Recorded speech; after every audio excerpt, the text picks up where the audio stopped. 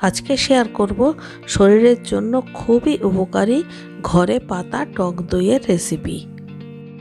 প্রায় সারা বছরই আমরা টক দইয়ের ব্যবহার করে থাকি, চাই কি ব্রেকফাস্টে দই চিড়ে খেয়ে হোক, কিংবা দুপুরবেলা ভাতের পাতে খাই, কিংবা বিভিন্ন ধরনের রান্নাতেও আমরা টক দই ব্যবহার করি।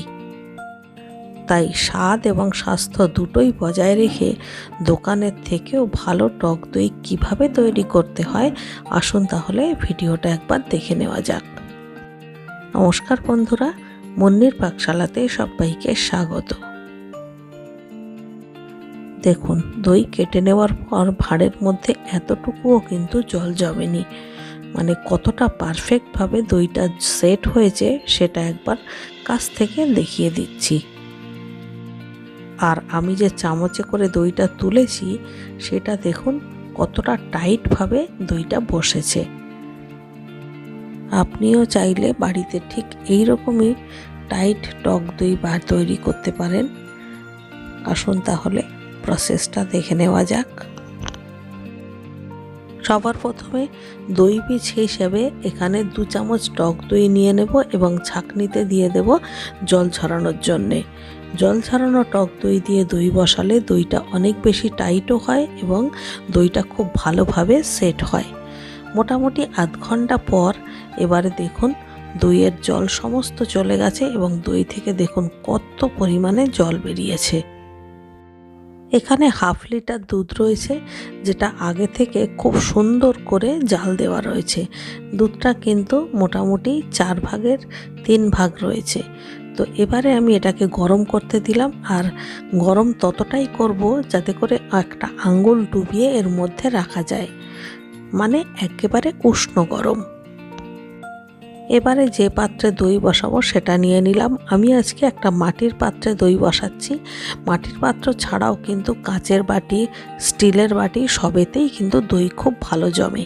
তো এর মধ্যে আমি 1 চামচ ভর্তি দই নিয়ে নিলাম, আর তার সঙ্গে জাল দিয়ে রাখা দই মানে দুধ একটু নিয়ে খুব ভালো করে দইয়ের সাথে ঘুলিয়ে নিতে হবে। এরপর এর মধ্যে বাকি যে গরম করে রাখা দুধ রয়েছে সেটাকে খুব সাবধানে ঢেলে দিতে হবে। আমি এখানে 500 দুধ নিয়েছি, আর এই ভাঁড়টাও 500 ভাঁড় দইয়েরই ভাঁড়।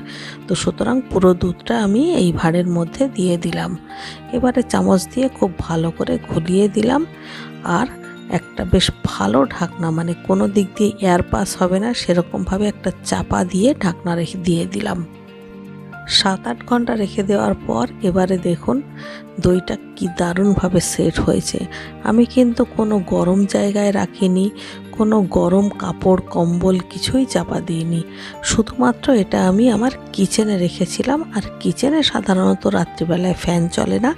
মোটামুটি কিচেনটা নর্মাল টেম্পারেচারেই থাকে, মানে একটু গরম থাকে। এই যাক, তাহলে দেখলেন তো কত সহজে, কত সুস্বাদু এবং কত সুন্দর টক দই তৈরি হয়ে গেল। এই ভিডিও দেখার পরে বাড়ির বাচ্চারাও এরকম সুন্দর টক দই বানাতে পারবে। রেসিপিটা ভালো লাগলে লাইক করবেন, কমেন্ট করবেন, আর আমার চ্যানেলটিকে সাবস্ক্রাইব করে প্লিজ আমার পাশে থাকবেন। তাহলে আজকের মতো এই পর্যন্ত, দেখা হচ্ছে পরবর্তী ভিডিওতে। ততক্ষণের জন্য সবাই ভালো থাকবেন, সুস্থ থাকবেন।